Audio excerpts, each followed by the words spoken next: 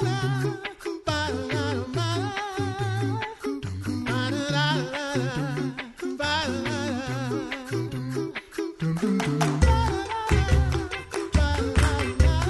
listening to The Coffee Hour. I'm Sarah Gulseth. Thanks to Concordia University, Wisconsin for your support of The Coffee Hour. You can find out more about Concordia University, Wisconsin at cuw.edu.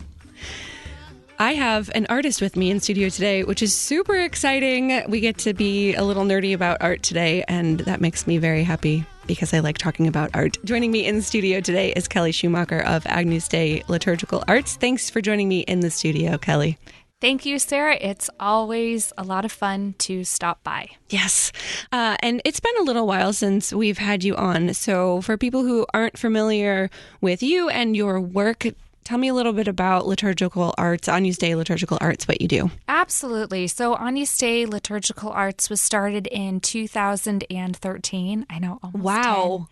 10. I know. How has it been that long? I don't know. I have more gray hairs now. I know, but oh well. I started graying when I was really young. Anyways, we don't have to talk about that.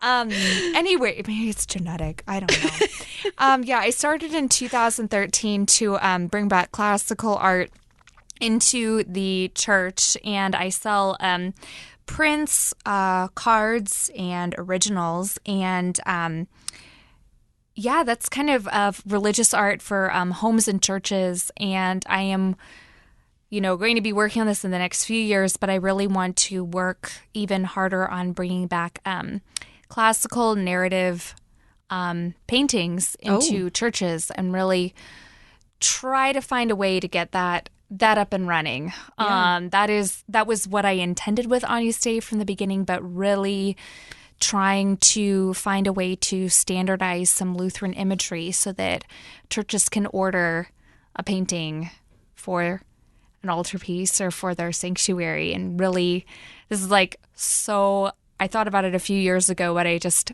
only recently thought this might work.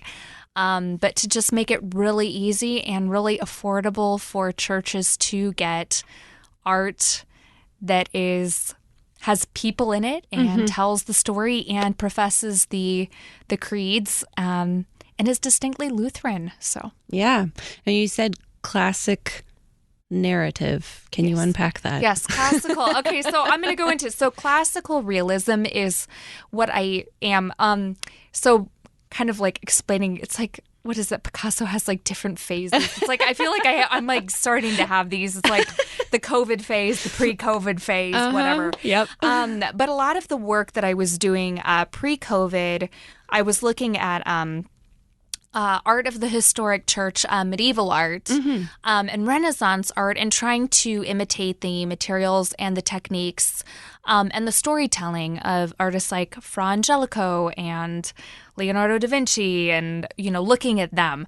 And then where I want to explain is that classical realism is the idea that you are working from life, you are working from a figure, a person, you are capturing the best that you can, which you're always falling short, is what does a real person look like? And that's classical realism. And there's an element of flow and grace and beauty and rhythm and mathematical proportions. It's based off of the Renaissance was a rebirth of classicism, which is Greek and Roman culture, I guess.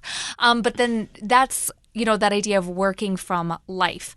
And then the narrative element is looking back at the storytelling of the Bible. And today we are very obsessed with my own narrative, controlling my own narrative. I get to live my best life now, and really flying in the face of that and saying, no, the narrative of Christ and salvation history is way more important than you.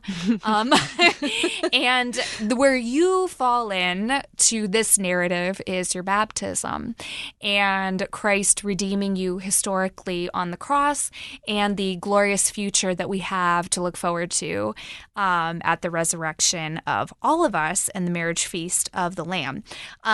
So implementing, as I said, classical realism life, and then the narratives of Scripture, but then not just doing in order to make this appropriate for a sanctuary versus someplace else, I'm really trying to look at how can I create a standard set of images that profess the confessions and the creed that would be displayed in a particular order within a sanctuary that makes sense. Not that you can't include other narratives, but then you end up going, which narratives do we include? And if I make a selection of intentional images, I think that this could very clearly state what a Lutheran church stands for in a very simple, clear way that the Small Catechism kind of takes the narratives of Scripture, works them into doctrines, puts together explanations, and then provides like a nice little package for the head of household to teach his family. So I hope that makes sense. That's kind of as I said, a new idea I've been playing around with lately. So yeah, that's really cool. And one of the things, I mean, it's drawing people is very hard, very challenging to get all of the features right, the proportions right. And that's something you do very, very, very well. Thank you. So what are some of the things that you have right now, some of the prints that you have, some of the things that you have? I saw recently, what, Savior of the Nations Come, is that? Yes. That's the one, it's like pink and purple and gold and Jesus, and it's glorious. Thank you. There's like gold and Swarovski crystals. It's wonderful. Thank you. Yeah, like it's funny as I was moving in that very sparkly direction like at the beginning of COVID, and then I kind of took a really funny turn that I didn't expect. But yeah, I was really looking at classical, not classical, but medieval art, but then also like icons, and trying to like see how much adding the decorative element to works, and just, kind of picking a color palette and making a series. And the idea of Savior of the Nations Come, the idea of Christ is walking on the water and he is saving us from the storms, of sin. And, I kind of used walking on the water as like a COVID metaphor, but I don't think that was a very strong metaphor, allegory type thing going on. But yeah, just really trying to find those in some ways, taking those classic Sunday school pictures and recreating them. And as I said, it was with COVID, I was in a very experimental phase in the beginning, as far as everything's shutting down. What direction should I go in? Because I can't go and do everything I normally did. Yeah. What should my art change? Should I try to find a new audience? What should I do? So that was kind of in the beginning phases of COVID, that piece. It's beautiful. You have a lot of beautiful work. We will share the links to your store and your website in the show notes if people want to go see these things that we're talking about today. We'll share those links, because I know this is radio, not visual, so people can't see what I see in my head right now, but that's okay. We'll share those links. And speaking of creating images of people, you've started to do some portrait work. Yeah. And I love this work that you're doing. I think it's very cool to capture people in this way that you're able to do. Tell me about these portraits that you've been doing lately. Yes, absolutely. Well, I have a friend that I met in the St. Louis area that is a professional portrait artist. And when I was in school, my parents strongly encouraged me to go down the portrait route. But I didn't really find a teacher that I felt like would lead me in that direction. Maybe it was where I was at, but I was really interested in biblical narrative at the time. Yeah. But this woman, she is a professional portrait artist, and she kind of created a system. She's created a system that she uses, and she tried to teach me in some ways, not hands-on, but what are the standards and formulas to be a portrait artist in terms of where should you crop it, what sizes, where should the child's eyes be looking, what should they be wearing, what should the lighting be, what age, what scale, like, 1, 2, 3 figures, background or no background, what kind of background, what color background. And she really kind of was very strict on me, which was exactly what I needed to kind of show me, here is a set formula. which is funny how it's going to dovetail back into the religious art. But she's like, here is a set formula to make it very easy for people to order your artwork, and that you have a standard creation that people can have, and that I need to eliminate as many barriers as possible in order to get commissioned work out there. And that's kind of one direction I went in, is that I really wasn't selling religious art originals. I was selling prints, and I was like really frustrated because what people wanted to hire me to do was symbols. And I was like, no, I want realism. I went to school for real people. I want to make it look like it's actually there, like a real person. And so that's kind of the path that she put me on. And she's a pastel artist, but I actually love colored pencil. And so I tried the colored pencil route because I just love all the teeny tiny details, and like details are my friend. And like, I just love that, just really honing in and focusing. And that's just very, it's like, it's enjoyable, but it's also boring, but I also like boring things. So it's also like, I'm so bored, but I love being bored. You know, it's like, I don't know. I'm weird. So, yeah. So what's the difference between, for people who don't know, maybe the different medium that you can use, the difference between how a colored pencil portrait would look versus pastels or watercolors or ink or something? What is that difference with with colored pencils? Quite a bit. So watercolor, I haven't really done a watercolor child portrait. I usually do houses because you get a little bit more of a softer, you get this like lovely plein air country charm, you know, with the watercolor. Like, you're like, oh, I'm outside in the 1800s having a romantic day. Like, you know, you feel like you're an impressionist. So that seems to fit better. I mean, my preference is to work in oil because of the formality. So there's several different techniques that you can do. I prefer taking like the Renaissance old masters with your, you know, white layer, and then your drawing, and then your verdaccio, and then your grisaille, and then you have your glazes. But like people, I mean, nobody got time for that. Like when people want a portrait, like, you know, that's just a little out of their price range. So, you know, and then there's like more impressionistic styles, but and then a pastel is, I guess you're working on a toned paper, and like you are building up different layers. You know, you're working, I think, mid-tone to lights and mid-tone to darks.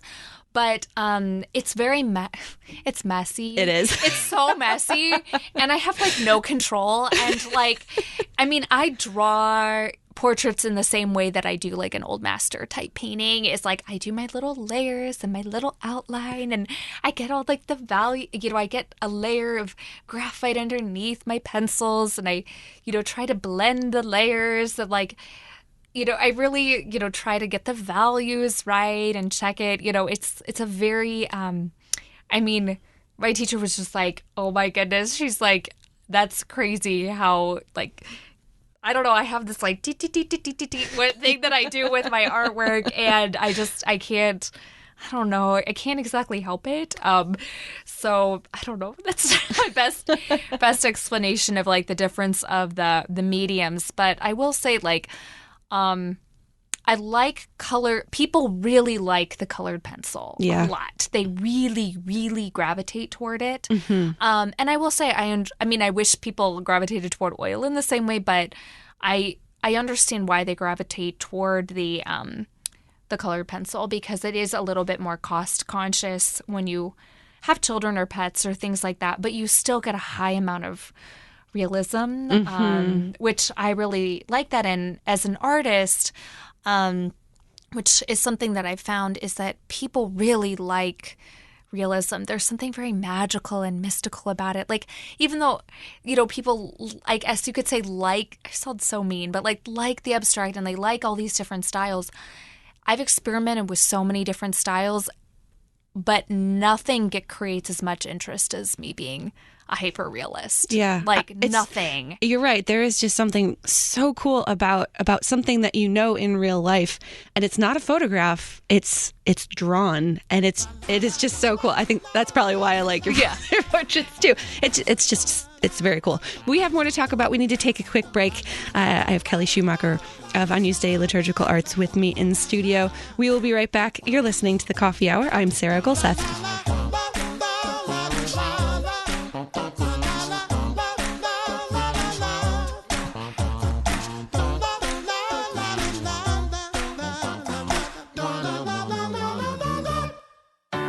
At Concordia University, Wisconsin, we believe you were created for a reason: to use your God-given gifts to help others, to live a life of self-sacrifice in a me-first world, to live a life that's uncommon. Whether you're taking one of 50-plus online programs or learning with us in person on the shores of Lake Michigan, you'll be equipped to make an uncommon impact. Learn more at cuw.edu. Concordia University, Wisconsin. Live uncommon.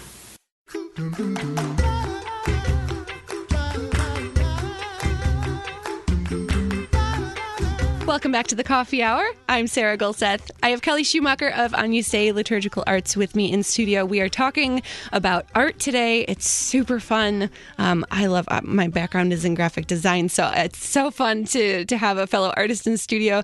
And you do such beautiful work. I love seeing whatever you're creating. And one of the things you're doing lately is portraits. And so we're talking about the media that you're using. I'm getting a little technical. Yes. But I think it's really cool to understand what happens when an artist like you creates something like this. And your medium for this is colored pencils. And something that I notice looking at your portraits is, when you see a person in real life and they have like brown hair or a blue shirt, but when you draw them, that hair or that shirt is not just one color. How do you pick all of these colors and blend all of these colors together to make something that looks so real? Sure. I've been looking at different colored pencil artists. So one thing I've been experimenting with is I do black and white also, with 4H, 2H, HB, 2B, and 4B pencils. And so what I've been experimenting with is layering some of the 4H and the 2H. And that's hardness of the lead. Is that what you're talking about? Yeah, okay. So those are the very faintest lines. Yes. I start actually layering in some of that. I was before layering the graphite pencils over, and I didn't like how that looked. It was too harsh. But I layer that underneath to kind of create like a dead layer or have a sense of the shadows underneath. And it really, a lot of times we think of skin as like peach, like in the little crayon box.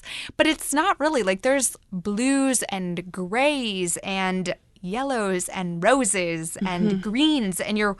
And even I think icons, pre-Middle Ages and Byzantine era, they had green underneath versus gray, and then they had a dead layer later on, which was gray. So I include that gray. And then as far as working from a photograph, which is what I do is I will take a photo, or I will have an old photo, is I will scan it into my computer, and that computer image is lit up. I work from either hard copy or the computer image, but you have the light shining through the photo, and you have the capacity to zoom in really tiny on that photo. And that's what I do is, so like I have like the bigger, general shapes, but I'm also like zooming, and this was how they kind of taught us how to work from a picture when I was in school, is you just zoom in and then you kind of compare. And you're kind of checking. I know, it's like That's such a so little, cool. And it's like, these secrets, it's like, oh my goodness, you wouldn't think. But then once you have it, you're like, oh my, and I don't mind giving these secrets away because it's like people actually have to sit down and do it. It's not like they still have to put the work in. Like it doesn't change the time amount. Right. But like those little tips, and then I kind of compare, and I have like one of those like video light things that you can hold an iPhone in, but I have a light above me, and I have natural light, and I have artificial light coming in the room, so with that I'm working. So that's also creating a light balance there. So it's not exclusively indoor light or exclusively outdoor. I'm trying to have the portrait function in both lighting scenarios, and then computers tend to have a blue light. So I can either kind of run with that blue and make things a little bit more blue, or I can try to kick it back and just be like, okay, I see more blue, but I'm just not going to use it today. So, but then, you have your colors, but, it's also just getting your values right, those flickers of those colors. And I've actually really tried to tone down my colors, as a lot of times I was over exaggerating my colors just a little bit, which was fine. But I realized that for the for the purpose, like, it's fine to do a piece of, like, Jesus walking on the water and make it blue and make it stuff like that. But, like, if it's someone's child, I really need to, like, get it correct. Like, like, really let go of the artistic expression and be like, all right, girl, like, you need to get it right, get it right, get it right. You know, and really, you know, I mean, I was teaching before I came here, and you know, I'm very open with my students when I make a mistake, because I'm like, listen, like, I got to correct myself, because I want them to get used to correcting themselves and be like, I'm going to mess up. I'm going to have to fix it. It's going to be to this color. It's going to be to this color. So, you know, that's how I get to the colors. Yeah. That's fixing my problems. That is, I wouldn't have even thought about that. But yeah, if you have a picture on your phone or on your computer and you zoom in really, really close, you can see all those little pixels of all the different colors. And I'm a color nerd, so this is totally up my alley. But all of those different colors, it's so fascinating how you're able to pull all of that together to create something that is so lifelike. And some of the people that I know that you've done the portraits for, it's almost like it's a picture, except it's not. It's just so cool. You talk about creating your own portrait first, from as a child, and you mentioned, and this is from your blog post that I got in my email. You mentioned that you drew this off of an old film picture instead of off of a contemporary photo, and I'm curious what the difference is between, and if that has anything to do with the color things that you're talking about. Yes, it does. So when I when I take pictures of the children, I was doing that either outdoors or next to a natural light window, and you're getting I don't know, like, the contrast is different. I mean, they did this for our wedding. They did photographs in both film and in digital. And there was a difference. Yeah. Like, it was just more softer and more gradated for the film. And the photo that my mom had of me, it was like one of those classic Olin Mills, you know, like the little carpet that the kids' hands are on with the bow, like early 90s, late 80s, you know, that was the thing. So, you know, it's kind of like a sepia background, and my mom had, like, made my dress and everything. Oh, that's awesome. I know. It's like such a good time. Such a good time. I'm like, I'd still wear that, but everyone would make fun of me. Anyways, yeah, so the difference I've noticed is I had to be more conscious of the tonal variations when I was doing the children that I had taken pictures of, because the contrast was just a little sharper with my own, whereas that one was a scan. It was a little photo, and it was scanned, but it was just a lot warmer. Yeah. In tone, and I don't know. It's different because I'm still working on mastering how to get a child to pose and sit and to look happy, like they want to be there, versus ready to run. Sure. And I mean, one reason that portrait of me is so good is because I'm like, oh man, the person taking the portrait knew what they were doing as far as, you know, how to get me to look like really angelic and cute, and, you know, all of that. And I'm still in process on learning. I mean, that's an art form in itself, you know, to get that comfort level with a child and to get them to, like, smile at you, because what we've had to do with other kids is I don't take the photo. Mom takes the photo. You know, I'm there, but mom's going to take the photo because the kid's crying, and it's like, oh, I'm so sorry. Like, you know, so it's just always, you know, you jump through different hoops and you stay flexible. So. Yeah. So you're doing portraits of kids. What else are you working on these days? You mentioned house watercolors too. Yeah, I do animals, a lot of dogs, cats, everything. I do watercolor houses Those and are really churches. Cool. Yeah, people commissioned Christmas was a little while ago, but I was really booked up through Christmas and a little bit after Christmas, getting portrait orders sent off. And then, I've just been, I've got a few art contests that I'm working on entering in addition to portraits. Because I've been doing portraits pretty much through COVID, and I really miss doing religious art, but I'm also trying to figure out how to make it work practically because there's just a higher demand for portraits than art for churches, and I wish I could change that, but obviously churches have to contact me if they want commissioned pieces. If not, I'm just going to be drawing and painting dogs for quite a while then. So, do you have anything? What's happening next down the line? I know you have a YouTube channel where you're showing some stuff. We have just about a minute or two left. So, what are the exciting things happening for you down the road? Yeah, absolutely. Well, I have an agnus-dei-arts, agnus-dei-arts YouTube channel that I'm looking for more subscribers, and I was kind of just playing around with it and portraits and figuring out how to develop my brand with COVID. But I'm going to be transitioning. I've done time lapses, but I'm going to be transitioning more into using it as a religious art education channel. Oh, cool. Yeah, and trying to get into like seeing churches and interviewing and still focusing on production and techniques, but make it really interactive and hopefully, because I don't know anyone that, I was trying to make this thing called like the church fairy, but I'm not going to call it that. But it's like I go to churches and I analyze them, but I was like, that's just not professional. So maybe it's just going to be Art with Kelly, going to different churches and that's cool, visiting different different museums and talking to different pastors about how to reinvigorate visual art in the Lutheran Church Missouri Synod. So I don't know.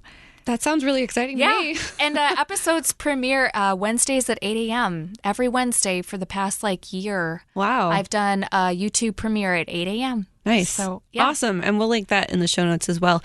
Where can people find your website and your store if they want to look at what the work that you've been doing and maybe see about commissioning their own piece? Awesome. Yeah. agnus-dei-arts.com. That's agnus-dei-arts.com. I haven't updated my portfolio on the main page in a while, but if you go to the store section, you can see all of my new work. Awesome. Very good. Kelly, it's been super fun, maybe a little too fun having you in studio with me today. Thanks so much for joining me on the Coffee Hour. Great. Thank you so much, Sarah. It was great to be here again. You've been listening to the Coffee Hour. I'm Sarah Gulseth. The Coffee Hour with Andy and Sarah is a production of KFUO. To support the Coffee Hour and KFUO Radio, visit KFUO.org. You can also text KFUO to 41444 or send an email to gifts@kfuo.org. And you can call us at 800-844-0524. KFUO. Christ for you, anytime, anywhere.